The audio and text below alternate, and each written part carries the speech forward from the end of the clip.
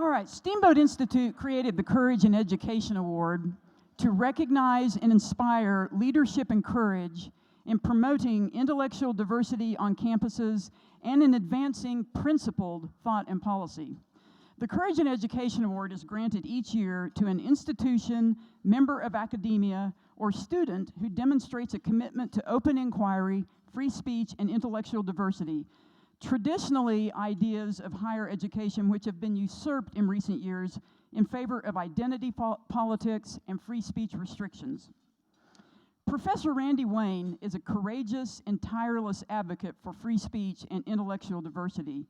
Because of his unwavering support and leadership, and despite efforts by other faculty to prevent student attendance, Steamboat Institute successfully hosted a robust debate on energy and climate change at Cornell University this past March.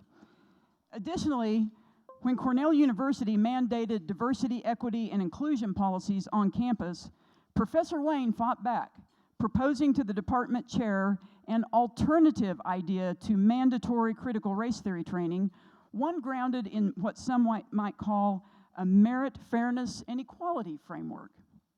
In an op-ed published by the College Fix, Professor Wayne said, "Conversations, difficult or otherwise, require a respect for objective truth, and if anyone is going to learn from the conversation, the pro-human approach of open inquiry, viewpoint diversity, and constructive disagreement is essential." In recognition of his fearless efforts to restore critical thinking and intellectual diversity to Cornell University, Steamboat Institute is proud to present its Courage in Education Award to Randy Wayne, Associate Professor in the School of Integrative Plant Science at Cornell University. Let's give a warm welcome to Professor Randy Wayne.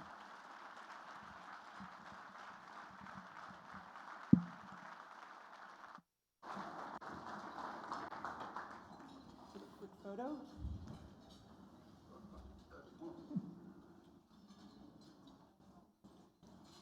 One more? Okay.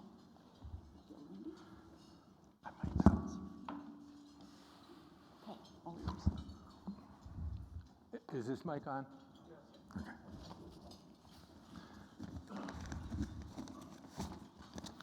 Thank you, Jennifer, for the Courage in Education Award. Courage is a virtue my parents instilled in my brother Scott and me as children. When I was 5 years old, the author of Profiles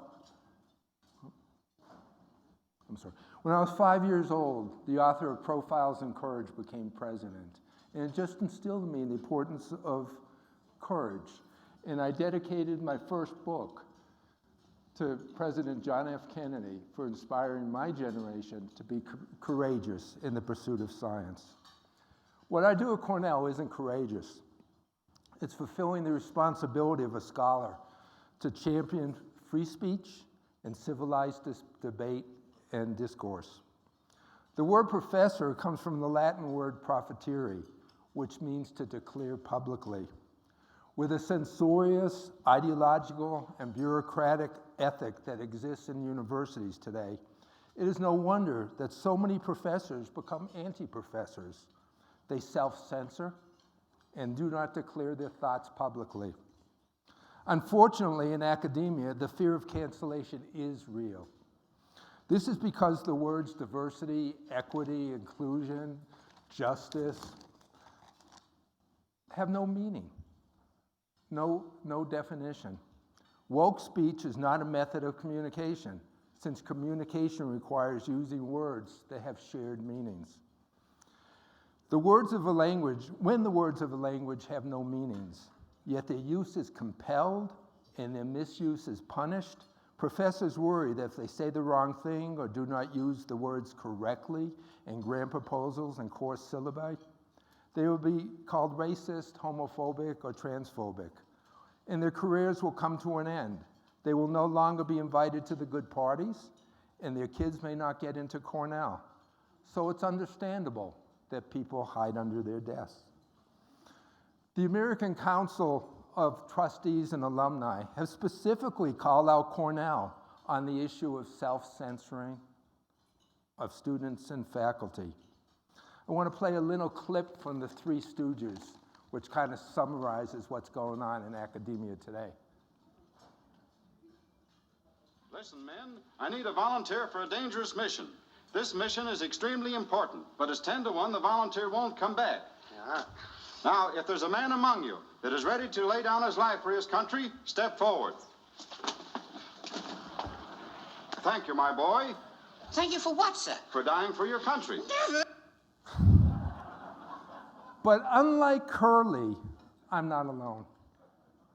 I'm thankful that true scholars like Bill Jacobson, who publishes Legal Insurrection, Barry Strauss, who runs the Freedom and Free Societies program, Richard Bensel, who fights in the faculty senate to have free speech in Cornell's global hubs in China, the members of the Heterodox Academy campus community, and an outstanding group of alumni, including the Cornell Free Speech Alliance, who are all shouldering this responsibility.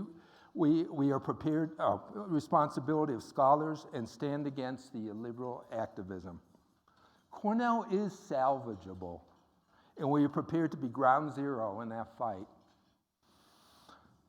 I thank those in the media who have been reporting on the fact that universities are no longer educating students, but rather indoctrinating them, and I ask for their continued help. I would like to give a special shout out to the College Fix for relentlessly spotlighting the successes and atrocities that are happening at Cornell. Oh, I'm gonna cry. But I'm especially thankful for my wife, Amy, who stands alongside me in the struggle against the illiberal orthodoxy at Cornell and that rewards compliance and conformity over original thinking and individuality. She also knows that without free speech and civilized debate and discourse, the students cannot learn to think critically and think for themselves, knowing that they have considered all the relevant evidence in the pursuit of truth from a disinterested perspective. Amy knows that without free speech and civilized debate and discourse, the students cannot become productive citizens and leaders in an open society. Amy also shares the joy when a student realizes that he or she doesn't have to go through Cornell as a mindless cog in the woke machine. Traditionally, the core mission of a university and its distinctive contribution to the American Republic was the pursuit of truth and advancement of knowledge through scholarship and teaching. This mission is sustained by freedom of inquiry, freedom of expression, and equality before laws and campus regulations. The best universities cultivate free and thoughtful minds. This statement was recently produced by a distinguished group of professors that got together at Princeton University, and it's known as the Princeton Principles for a Campus Culture of Free Inquiry. Unfortunately, today the so-called best universities no longer cultivate free and thoughtful minds. The Steamboat Institute's Campus Liberty Tour aims to turn this around by bringing thought-provoking debates on hot topics of the day to college campuses. Refreshingly, the Steamboat Institute's goal is to teach students how to think, not what to think. I am thankful that the Campus Liberty Tour came to Cornell last spring to debate climate science on a campus that thinks there should be no debate on that issue. I'm also thankful that the Campus Liberty Tour will come again this spring. By bringing the Campus Liberty Tour to colleges and universities, the Steamboat Institute demonstrates the critical thinking skills and civilized discourse that are essential in a democratic republic. Since the authority of science, Listen, man. Since the authority of science has been used recently as an authoritarian tool to instill fear, force compliance, and take away our freedoms, I feel a special responsibility as a science professor to present reasoned disagreement when it comes to the big questions. And these are some of the topics I talk about in my class.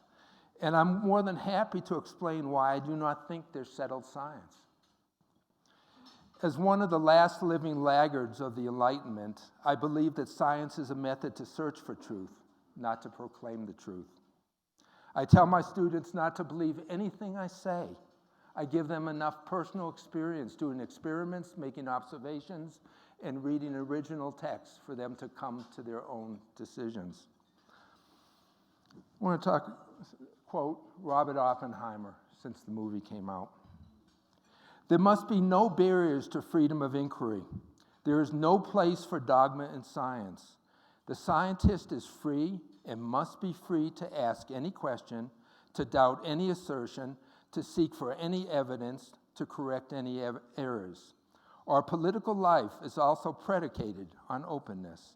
We know that the only way to avoid error is to detect it, and the only way to detect it is to be free to inquire. And we know that as long as men are free to ask what they must, free to say what they think, free to think what they will, freedom can never be lost, and science can never regress. So, in order to ensure that students have access to all evidence and be free to speak and think about it, I will never take a step backwards in the fight for intellectual freedom. Thank you.